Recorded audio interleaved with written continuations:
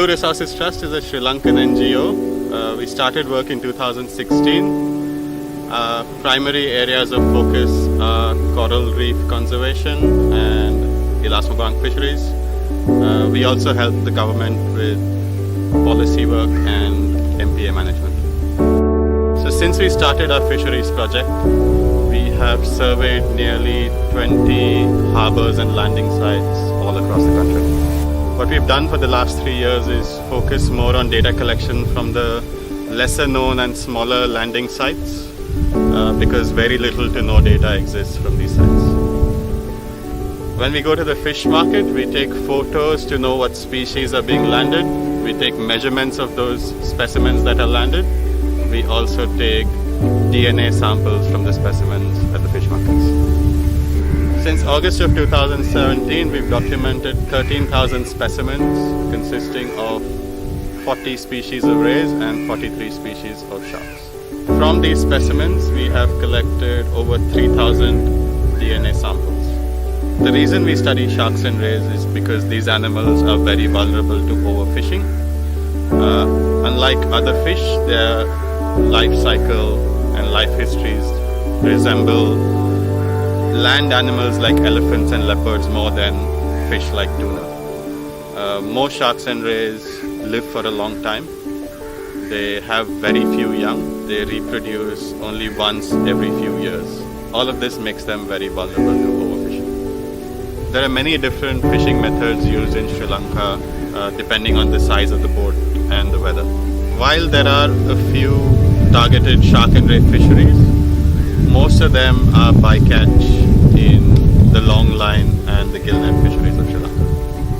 Although shark and ray meat is consumed in Sri Lanka, it's not very valuable. The biggest value from the shark and ray fishery comes from the export of the shark fins and the gill plates of mobulas. These species are apex predators and protecting them is vital to maintaining a healthy ecosystem. In the end, all fisheries rely on a healthy ecosystem in the ocean.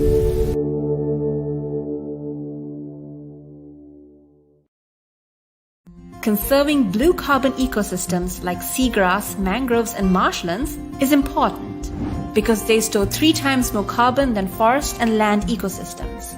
They also provide jobs and income to local economies, improve water quality, support healthy fisheries and provide coastal protection. However, it is estimated that half of the global mangrove cover has disappeared in the last 40 years. Did you know Sri Lanka was designated as the global mangrove champion under the Commonwealth Blue Charter? Over the next decade, Dilma Conservation will commit to restore and conserve over 24 acres of degraded mangrove forest in Sri Lanka. We are collaborating with governmental organizations, local communities, educational institutes and other corporates. We aim to create a replicable model which will restore mangrove and shallow marine ecosystems with socio-economic development by the year 2030. Mangroves are a unique ecosystem, a special ecosystem, and a vulnerable ecosystem. But we can protect the mangroves together.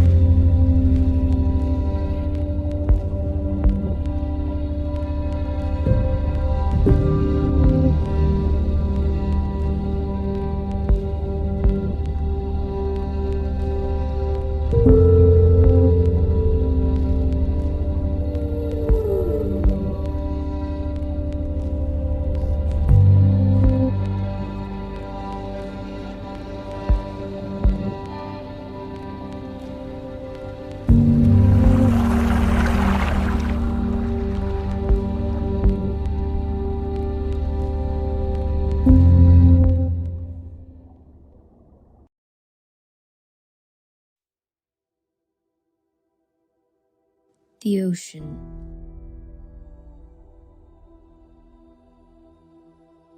Our island is surrounded by it. We live in the midst of it. Mesmerizing, enthralling,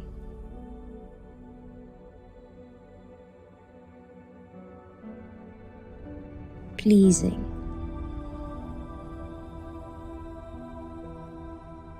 Our ocean is unique, a vibrant marine habitat. We have loyal whales who never leave our seas.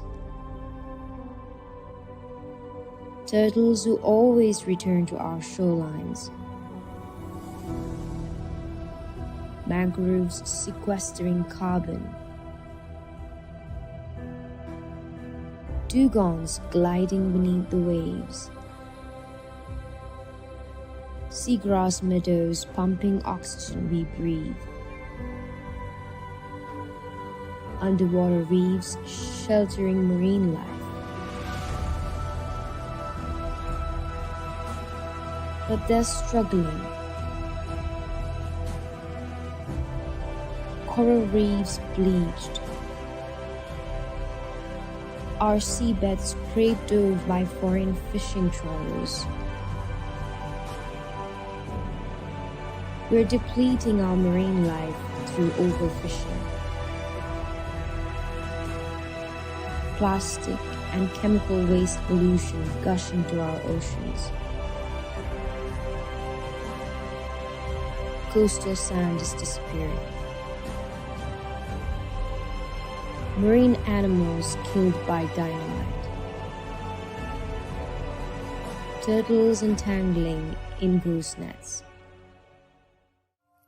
Ships colliding with whales. Climate change. Global warming. Oil spills. Coastal construction. Ocean acidification. Ocean's life is draining. We need the ocean. Our survival depends on it. The sea around us is now a hotspot for geopolitics, trade, security, maritime ventures, and crime. Our impact on the ocean matters. Our ocean is our lungs, our hearts, our nerves. Without it, no one can survive. We can only thrive if our oceans survive. Let's strive to be the guardians of the ocean. Let us be the protectors, together, for our ocean.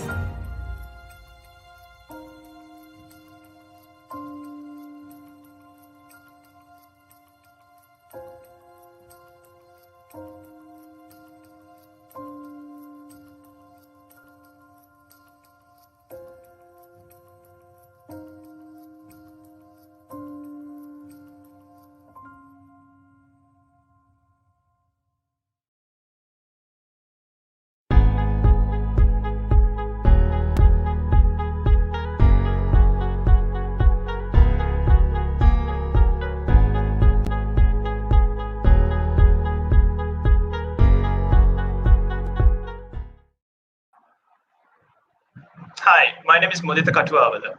I'm the coordinator of the Pearl Protectors. I would like to welcome you all to the World Oceans Day Summit, where today's session is on Introduction to Blue Economy, under the theme of Ocean-Based Resource Economy. World Oceans Day Summit is hosted by the Pearl Protectors in partnership with MEPA, Blue Resource Trust, and World Oceans Day Organization.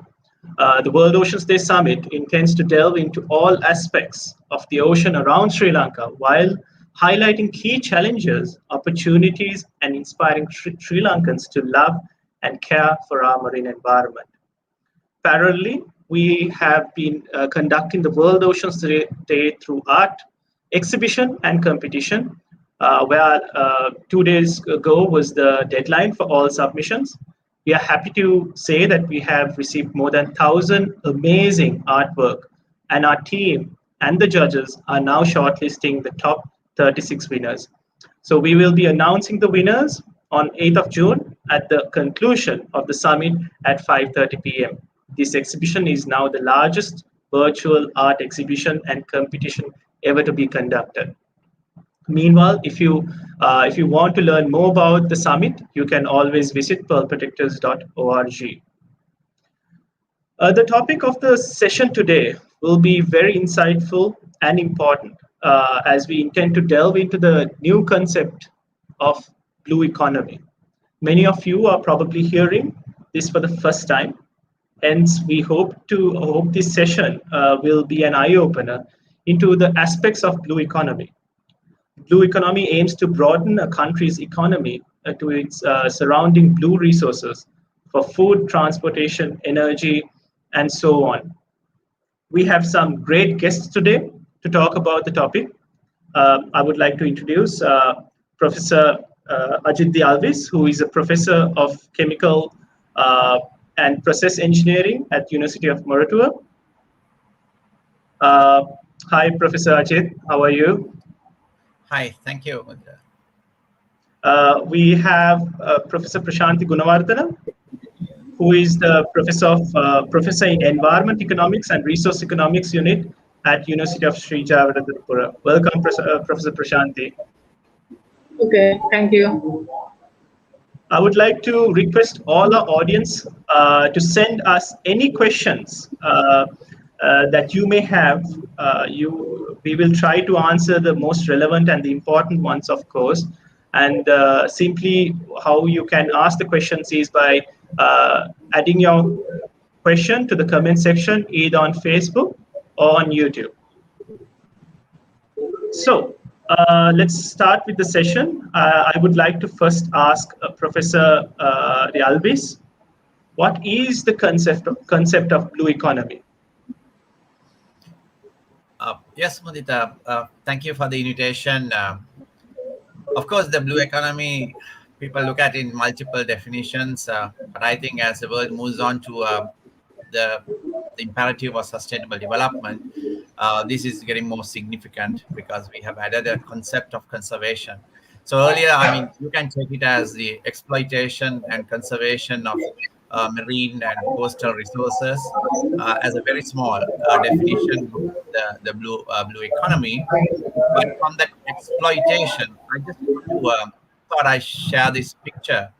And this is the Ever Given ship that got stuck in the Suez Canal, and that created a huge sea traffic. Not only sea traffic, just as traffic, but sent ripples through the economy of the world, right? The oil prices going up and so on. And just a fact for Sri Lanka, the one-day economic value of the goods and services through the value coming from the Lloyds for this traffic was about $9.8 billion. And what is interesting is that value is like 1 billion away from Sri Lanka's annual export income from the manufacture. So that's, you can see how the current economy also taking this bit on the resources that we get from the connecting oceans, the waterways, and so on. Of course, this is just connecting. Going to the conservation, today the blue economy has those elements, right? So if you take tourism, fisheries, all that, are the conventional, maybe I would say as exploitation aspects of the blue economy, because they are providing an added value to the economy. But today we have the added aspects of conservation coming on through, if I go to the next slide on the definition. So this is how World Wildlife Fund is coming up with the economy, blue economy. So where we now talk about even the ocean sciences, this is the decade of ocean science. We have to develop the ocean science, the ocean research, and then on to the ocean conservation, all those marine research areas. And I'll go on to what may be on Sri Lanka later. So the blue economy is now a vast one, but sustainability, that conservation aspect, is well fitted in, because we can't do what we have been doing with the old economy, where we consume and waste and then lose the resource, and we just have no value for it. But going back to the ocean again, we can't do that. So today's blue economy, we have to look at that sustainability aspect, the conservation aspect. So exploitation and conservation of these two resource segments comes to the definition of blue economy. And you can quickly flip through to the next.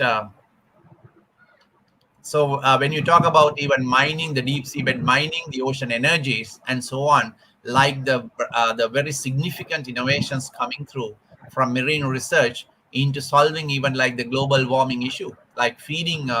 Recently, Australian scientists coming up with this feeding products of this red seaweed to as cattle feed. Actually, it's a much more of a humane way, because they've been trying how to get rid of the cattle methane. Could reduce the bovine flatulence, and that is the type of scenario that's been developing. So it's blue economy in a way is a very vibrant and opportunities filled space that we have to work on, and we can use, coming back to even for the small states like Sri Lanka.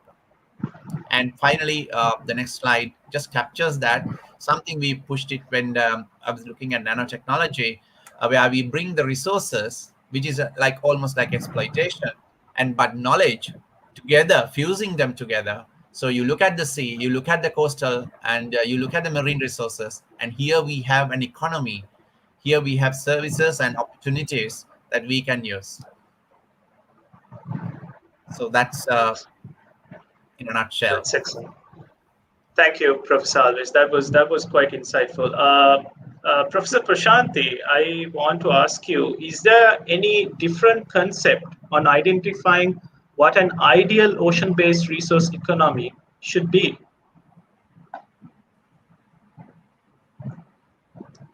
Professor Prashanthi, I think you're Yeah. Okay. Thank you. Thank you. Thank you, Muditha. So I think, I mean, Professor Alwis has explained almost everything in relation to the point of view of resources that are available.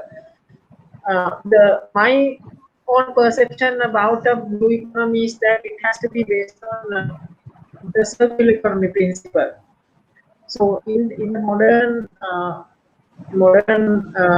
commercialized, urbanized world, I'm not sure how we are going to apply it, but basically, if you are looking at a truly sustainable society, circular economy principle is the one we have to adopt. I mean, basically, it means that whatever resources you are taking from a system has to come back. Otherwise, you will be mining. Allowing sustainability is that you have to allow the system to come back to the original situation. At the same time, when you are dumping any kind of a waste to the system, you have to monitor. So you have to make sure that waste is within the capacity of the system. So currently, many of our operations are actually violating both of these principles as I see it.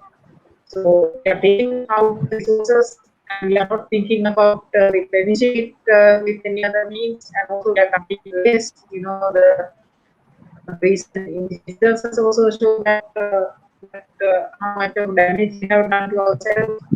So these two principles. I mean, my question is that how we are going to manage it within the this highly commercialized, profit-oriented world. That is the question. But the idealistic principle is the circular economy. That is my belief. That's an interesting viewpoint, Professor Prashanthi. Thank you for sharing that. I know you're joining in right now from the MEPA office, because I think you're like helping with the risk assessment going on. So I really appreciate you being here with your busy schedules. I want to move on to Professor the Alwis. I want to ask, what external element contributes? Are there elements that contribute towards having a strong blue economy in a country? I think the first part is to have the ability to realize that what we have the opportunity space, and that opportunity space comes from not by working with by yourself. There's need for a strong collaboration, and even in sustainability aspects, because the ocean is basically a one ocean, right? It just crosses across, connecting all this, covering all this landmass. And we talked about the giant uh, conveyor belt of the movement that actually keeps us living in this planet, this blue planet. So the ocean, so it's all about participation by various actors, and starting from ourselves, getting to know, understanding the value that we have. That is the economic, I mean, the value that we can derive from this. But again, like fishing, ensuring that how do you sustainably consume this resource, right? It's not going to be like the tragedy of the commons. I mean, like, we need to understand the problems that we face if we don't work with together in marshalling the forces. So one part of the very strong one is, if you take the innovative blue economy, we speak of some other countries in the current context having derived lots of knowledge about the possibilities. But we ourselves in the current economic context, we are not in a position to derive that knowledge.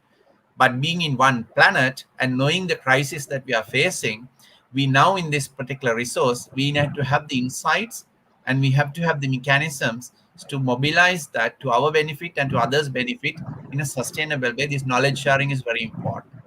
So perhaps I would say that this external connection of people sharing knowledge, and people sharing just not only knowledge, but some of the technological capabilities that have been developed. I mean, one can think of major companies today in the world started by initially using seawater. I could think of two big chemical companies currently doing it. Starts, the seawater was the basic raw material, right?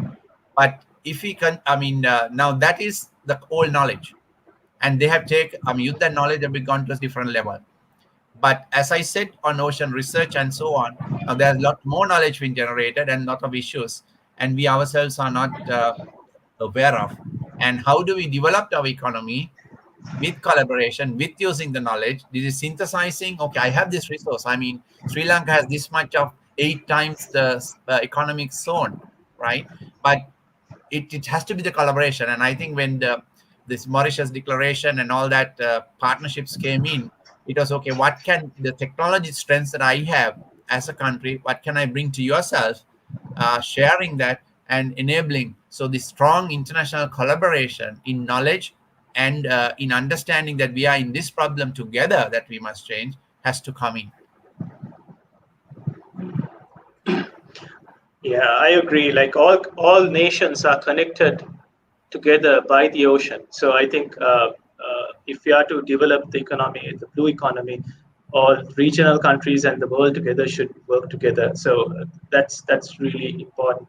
Thank you, Professor Alwis. I want to ask Professor Prashanthi, I want to maybe shed light on the principles, maybe. According to your opinion, what are the other blue economic principles, and how do they come into effect?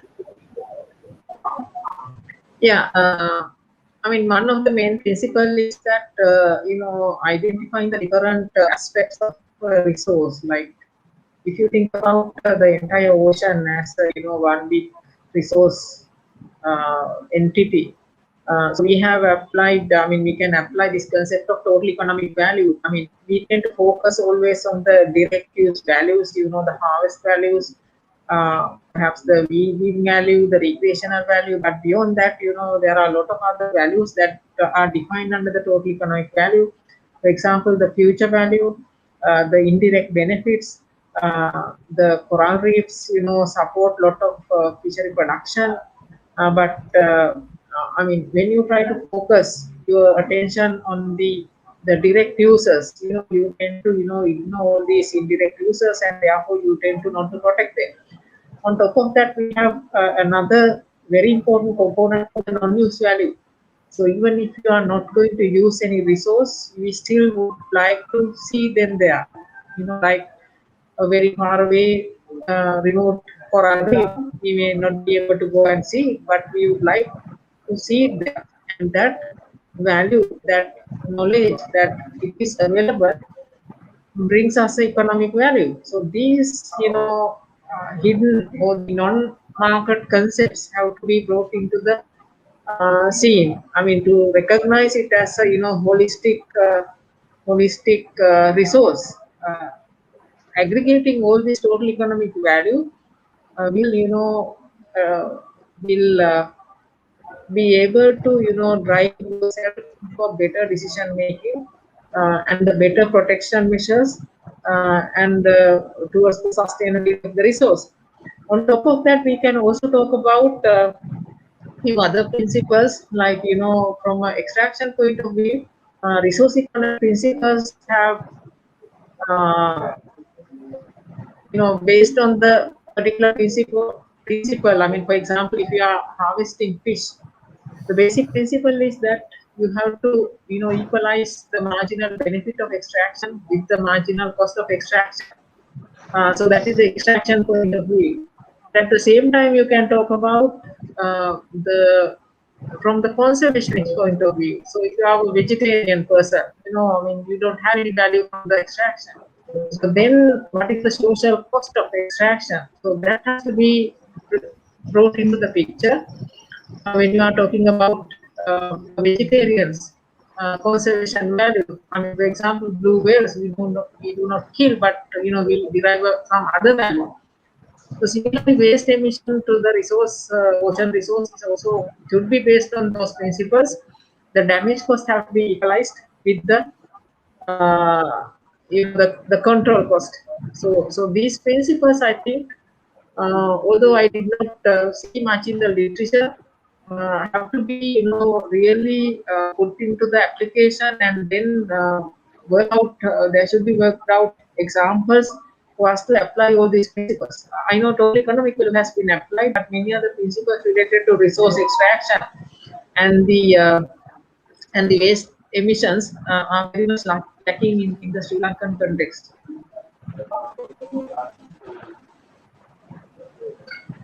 Indeed. Thank you, Professor, for sharing those insightful ideas on the principles. Moving on, I want to look into the maritime sector, because that's also a key important area when it comes to strategizing a blue economy for any country. Professor Alwis, how can maritime services such as shipping, logistics, dockyard services be better utilized to contribute towards a larger and a stronger blue economy in any nation or country? I think, Muditha, when you ask this in this question in this format, what we are looking at is okay, how do you make use of this resource and then use it to bring value to the economy that we are currently running, right? And Sri Lanka is well aware of this fact, and probably we are trying to exploit this, because we know that we are situated. I mean, we speak about the fantastic, the locational advantage that the Sri Lanka is having, and we view those ships that are plying the sea route beyond Hambantota and see the massive trade flow with oil and all that. So we are quite aware of it, and I think we have factored that into the national export strategy by identifying this logistics as a major growth area to deliver to the economy. Now that is a question again, but we are now trying to look at even that logistics, not directly as the logistics that have happened and continue to happen, but we are now saying about green logistics. So in this green economy from the land side, we have been looking at how to transform our logistic, those things, to a much more environmentally friendly way.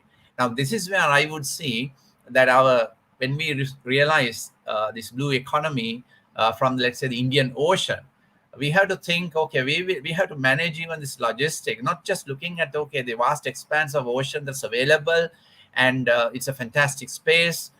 And no, I'm not sure. Sri Lanka pioneered the Indian Ocean to be declared as a peace zone ocean way back in 1971. Sri Lanka pioneered that across through UN. I think we need to look at not just be greedy about, okay, this fantastic economic opportunity in a conventional sense, and probably it's that conventional sense that landed us the other pearl today in our midst with dangerous cargo and all that. But that dangerous cargo, is very essential to our system. That is all for our living. Else, around the place that we have been getting cargo. So I suppose we need to address this. The sustainability has to come in. Yes, the logistics need to turn into green logistics. When you talk about the dockyards services, we cannot run in the current context because we know is adding to a huge amount of issues. But that is an essential service to support the logistics, right? We have an excellent dockyard system, the service in the country. So I would say they are of serious value because that's, again, if you take like fisheries, which is contributing probably 1.2% GDP, we don't have for our own sake, we don't have the mothership concept. We have not developed that, where we do a lot of deep sea fishing and collect. But we see the another country probably using our resources by having that enabling technology with them to do that, to capture. So I suppose, yes, we have placed these maritime services in a very significant in the equation for our economic development. But I think we need to modify the way we are thinking about it, not in the conventional way. But I don't think that particular thinking has been internalized into the current plan. So there's vast amount of opportunity. It's like we are now developing, or rather the world is developing wind-powered containers, the ships. The designs are already on the table and approved.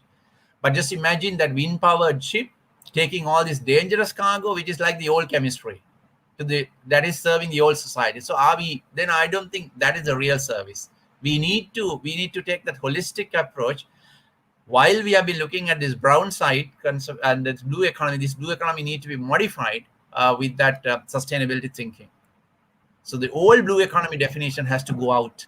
It has to be replaced with, let's say, the green logistics, not the logistics. Thank you, Professor. Yeah, that's something to think about.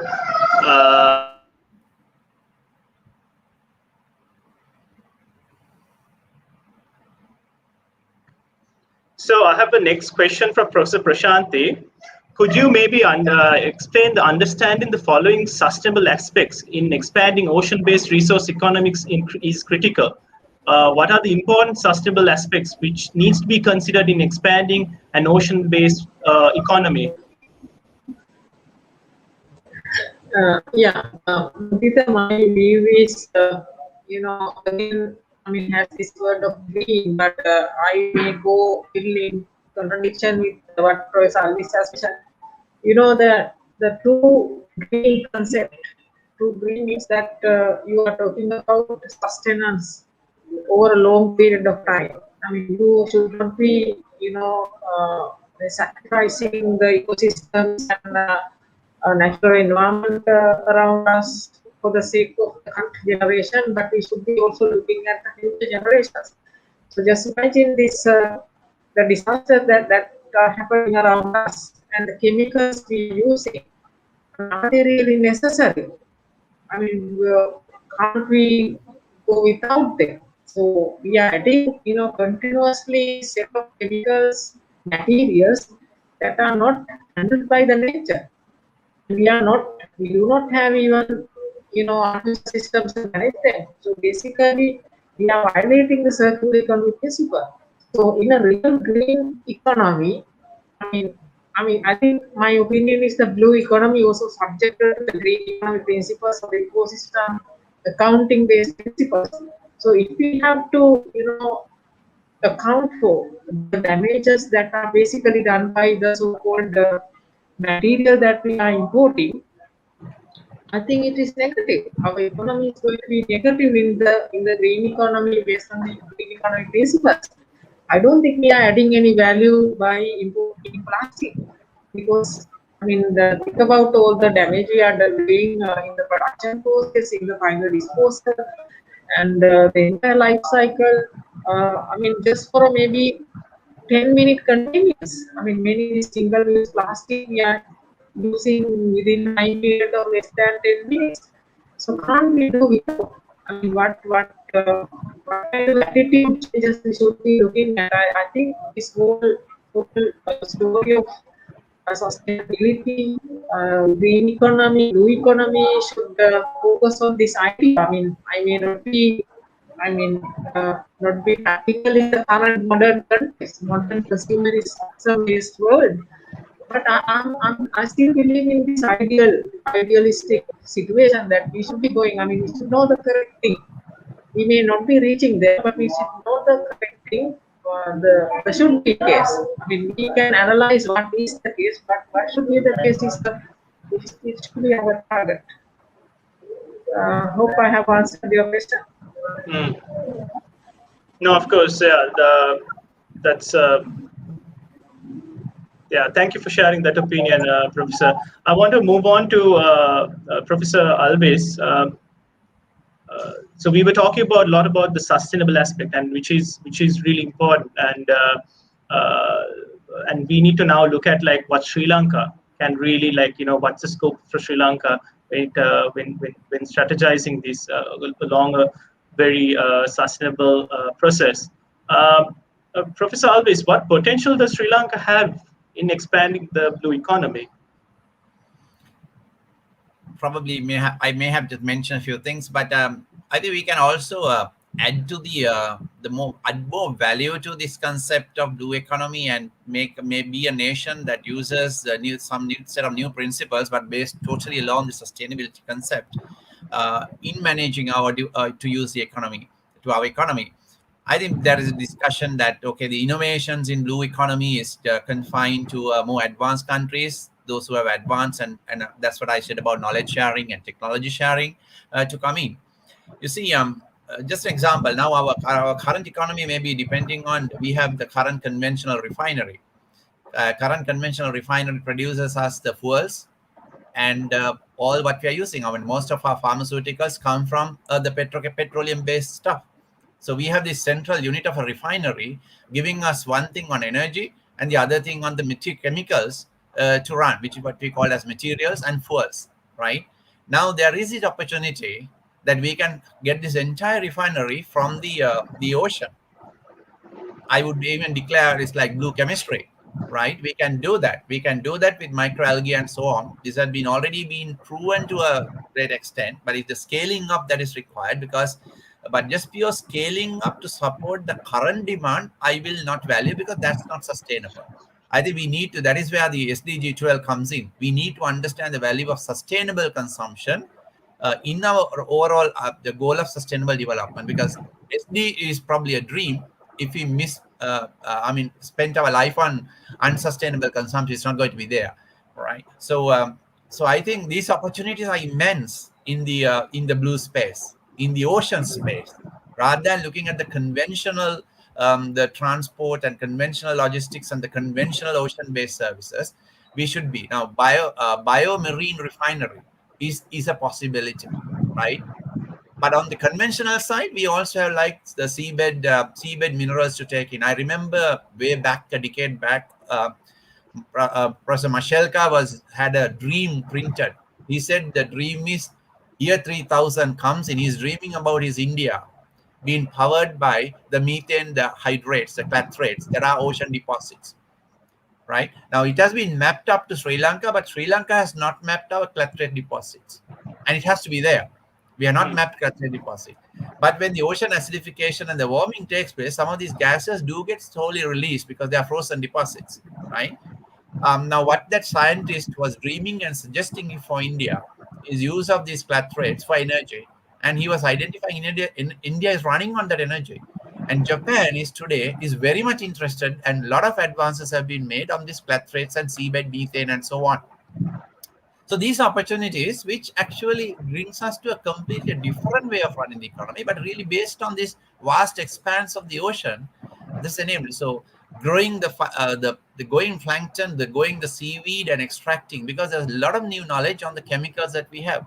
And as I showed you with the the seaweed extracts the Australian scientists have come in is a more humane way of managing, because we have this challenge of reduction, which seems not to be on 2030, 2050 net zero and etc.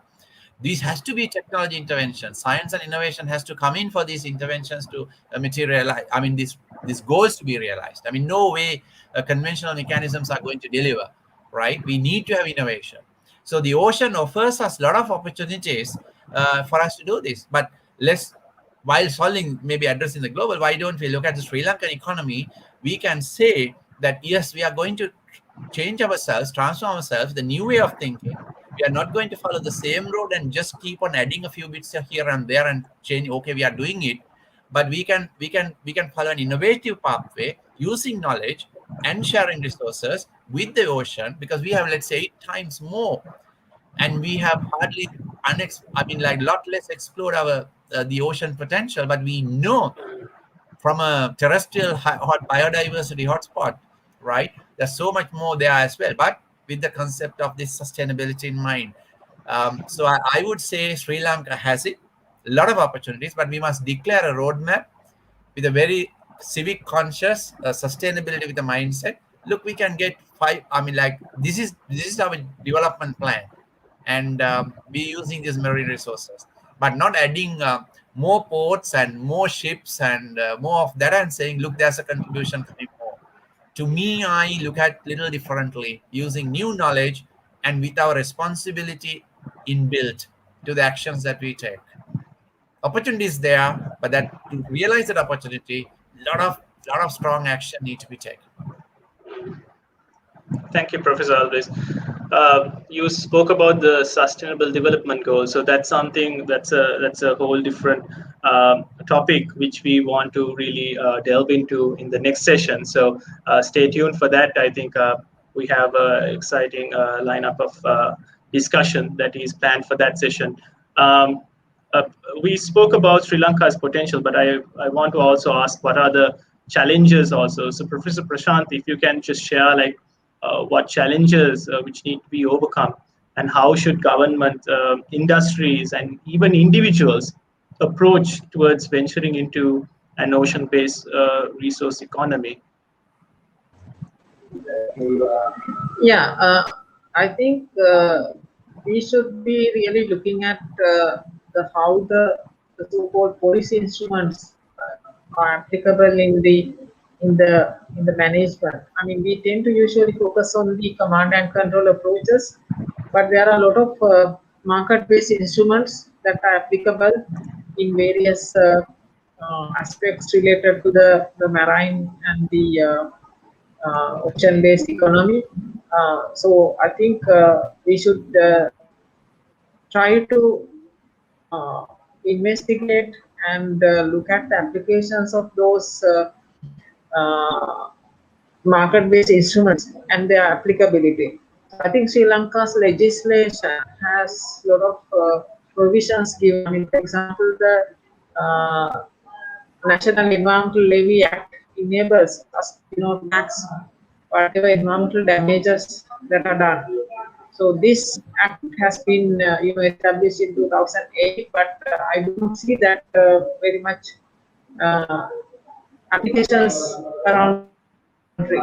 So environmental valuation has a big role to play in these instruments, that you have to convert the damages into a kind of a language of a tax, and then you tend to reduce the damaging activities. So if you think about marine resource harvest, marine waste dumping, so all these are happening at, beyond the nature's capacities. So I think it is the right time now. We should be applying these economic tools into the scene to avoid the overharvesting and the illegal waste dumping and various other harmful activities to the marine environment. So I think the ship accident case also will bring some of the story into the context, because I mean, these are happening actually with violation of lot of international and national legal instruments. So I think the correct applications of the proper legal instruments, especially with the focus on the economic instruments, is an essential thing. So, for example, marine resource harvesting. I mean, we have quite a number of provisions given in our fishery act in order to reduce the fish. I mean, to allow for the next regeneration. But the thing is, if you look at the fishery statistics in the country, you can see the effort that we are putting to harvest the same quantity of fish is increasing over the years. You know, the real money value is increasing. So that means we are depleting our resource around the ocean. And we have been harvesting beyond the sustainable limits. So that means we are adding some negative values to our economy. And the whatever the damages are also contributing to the negatively to the economy. But the thing is, the way we calculate or way we, I mean, have designed our national account system shows all these damages as positive values, and we think that our marine resource sector, marine economy is growing, but in fact, it is declining. So it is this sad truth we have to understand that the real contribution of activity has to be identified, and if it is not giving you a net positive impact, when you have to apply the instruments, whether it is a policy instrument or a legal instrument or economic instrument, you have to apply those things, and you need to control. Yeah. Yeah, of course. Thank you, Professor, for sharing those thoughts. I think it's now clear that if Sri Lanka is to really strategize, the key components are actually the sustainable aspect and having a proper plan. Strategizing and also having the technical expertise on doing this. So that was an overwhelming agreement by both of the experts here. I mean, before I finish the questions, or go to the last round of asking audience questions, I have a final quick question. So maybe if you can briefly answer, now we know that we are facing with a disaster right now in Sri Lanka, the recent ship accident. There's economical hardship, there's environmental hardship we are seeing. We don't know for how long. Both of you professors are now currently actively engaged in assessing the damage and also the risk mitigation and valuing the damage that what has happened. Could you maybe, if you could, I mean, this question is both for both of you. What lessons can Sri Lanka learn from the recent MV Express Pearl ship disaster in really strategizing an effective blue economic strategy? Professor Alwis, if you can start off. Right. This may be considered as a classical blue economy then, because we have a ship, express feeder, that is going from port to port, going around. This is the third time it has visited Sri Lanka. So that is, supporting, as I said, our conventional goods and services that we have been requesting, right? But however, these goods having an inherent dangerous characteristics when you look at them as raw materials, and in one particular location, going down near Colombo, and now it's below sea, now just becomes a environmental hotspot, right? Because all of them, thousands of tonnage, just either escape to air, escape to water, and then to land. And you have this sequence of event, right, from very immediate effects to very long-term effects that we will continue to see for many years as per the use of plastics, right? What we'll continue to see with these microplastics, and they will in turn get into nanoplastics. And you have this aquatic into the food web issues and all that. I mean, it's classically shown with other systems now, the potential problems, which are both chronic and acute. Now, because this is so the lessons to be learned is we need this transformation. I mean, it's not easy to say. It's not easy to say now. Part of the cargo is like caustic soda. We have a huge amount of caustic soda in there. We have huge amount of urea in there, right? Both these two things are really essential for our living these days. But I just want to mention we also have, I mean, because of this in the developing situation, not as a result of this, but because of our interaction on the terrestrial, we are also sitting closer to a 60,000 square kilometer anoxic dead zone in the Indian Ocean, the Bay of Bengal, right? Which is that area is equivalent to almost like Sri Lanka.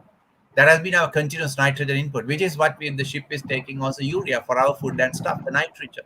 So the nitrogen abuse, the caustic soda is just extracted from seawater. The seawater is the raw material for this caustic soda. But if I do release caustic soda from the depth of the ship at this point, is going to cause a huge heat output and a reaction and all that, right? Though it's the original raw material, it's just seawater. We will have pollution impact from the thermal and then the consequent aspects, all that. So you can see once you concentrate and then release, we have these issues, and the Pearl is giving us that understanding. So moving forward, this is what I say, that we have to bring the principles of like the green chemistry and the green engineering into the way that we plan our future, because we are going to live. Our expectations are going to be there, and they are on the rise. We are not damping some of our expectations, right? So we speak of this like so the ship actually reflects our demand and our consumption. But when the accident happen, and all of that demand that is going to be there for like multiple years is now go down in one place and releasing all these effects at one go. And that's what we observe. So the policies, yes, with all this, we are talking about more logistics, more dockyards, more stuff in the time to come. And that's the way the economy is going to be developed. And I showed you with the Suez, they were given that in Sri Lanka's 1 year of exports is captured in that one ship that got stuck at a one-day Suez travel, right? And just 30% of the global travel is in that Suez Canal. So you can see we need to plan differently, because if you just scale up the conventional thinking, even though now we are trying to access this huge sea resource, seeing the potential now there, having probably exhausted the brown one on Earth, on the land, we will not do what we should be doing. So the lessons to learn is we need to transform ourselves to do things differently. That's an imperative, but it's a very difficult one to state and to get accepted, and to have practices that are in align with some of those, the behavior that is needed for the next next decade and so. So Pearl is a very interesting example of what catastrophe that one can face, the immediate peril. But mind you, what's in that are all what we're asking when we go to the supermarket. That's what that Pearl reflects, right? Day-to-day demand is captured in those containers. But when that happens with as nitric acid, which is the basic for like fertilizer and explosives, not explosives for warfare, explosive for road construction, explosive for extracting stone and stuff for road construction. So that's the nitric acid based material, right? So we need to connect these things and imagine Pearl in that light now. And we need to be prepared, because accidents are likely to happen, and we need to have those systems in place to manage it fast. And for scenario planning, what can happen, what may happen in time to come with a ship of this magnitude, ship of this nature, that has to be built in. We just cannot say it's not likely to happen. We can be reactive. No, we have to be proactive in that. Professor Prashanthi, very briefly, because we are running out of time, I want to ask the same question. Do you have any other opinion that you want to share? Yes, actually, we are now in the process of estimating the damage. So in this damage estimation process, we are looking at multiple aspects, that how the damage is impacting on various aspects of the economy. But at the same time, we will also be looking at the damages to the non-human, other species, marine mammals, and so on. and we are trying to convert everything in monetary values. And at the same time, we are also thinking about getting the future values into our calculations, because I mean still we are, it's a developing story, but we are expecting many other things to arise in the future. So I mean the future values that are coming from our calculations. So we have a serious issue in economics that converting these future values into the current value context, in a valuation context. I mean, take for example, I can take example of 600 billion rupees that might that is valued as an impact from perhaps this accident which is coming in after another 200 years. So when you convert this 600 billion rupees into current value, so this becomes 3,000 rupees. So what does that mean? I mean, you are entering into the calculations now 3,000 rupees, but in future terms, it's a big money. So this is one of the fundamental issues in economics, that if you apply positive discount rates into your calculations, the present value converted into current value terms, you are inherently discriminating against the future generations. So these aspects, I mean, other countries have solved by applying lower discount rates related to the environmental valuation perspectives. But I don't think, or I don't see any similar developments are happening within our country, which is a serious, problem related to the current problem. So the basic, I mean, other principles also have the issues. For example, when we do the valuation, we tend to focus on the or based on the current income distribution. So if it is a fisherman value, it is the fisherman who harvests the fish, and you are looking at the value to him. But if you are looking at the marine recreation, it is a rich person who is going for the recreation, and then his value is going to be high because his income is high. So this problem of income distribution will definitely, come back to, into the in a quite a unequal way into our value calculations. So in addition, on top of that, we do not have any concern or any viewpoints that we can obtain from non-human species or future generations, unless you talk about the so-called option value from the resources that are going to the future generations, the poor community, unborn community, non-human species. So these are totally neglected in the environmental valuation context. So from the story, that is, I think, the message we have to learn. I mean, how to incorporate all of these into our calculations. Thank you, Professor. I know we are running really short of time. We have time for just one question, maybe, or audience question. I think there was a really important question that came up. There's a question asking, are there any initiatives happening at the university level on the blue economic concept, how the blue economic concept can be related to the students, and how it can be strategized through the academia. In 30 seconds, maybe, Professor Ajith Alwis, if you can just briefly say what's going on there.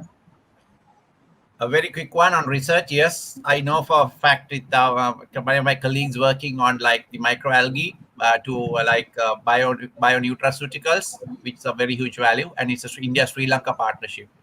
So you can see a regional partnership on a very high value nutraceutical product that is coming from the algae being worked, plus the energy. Wonderful. We're so sorry. I mean, there are a few more other questions as well, but we are running short of time. We have another session coming up. So we will need to conclude this session. So I would like to thank our executive patron, the EU delegation to Sri Lanka and Maldives, summit patron Dilma Conservation, and Keels, which is also another summit patron, and the supporting patron Plastic Cycle. I hope you all enjoyed and learned about the concept of blue economy. This was a stepping stone session. There is a lot more to discuss. There's a lot more in depth that goes into each of these aspects. Do please stay tuned for the rest of the summit, as we intend to talk about a lot about more of our oceans. Our next session will be on localizing SDG 14, and we'll start in another 15 minutes. And thank you, Professor Prashanthi.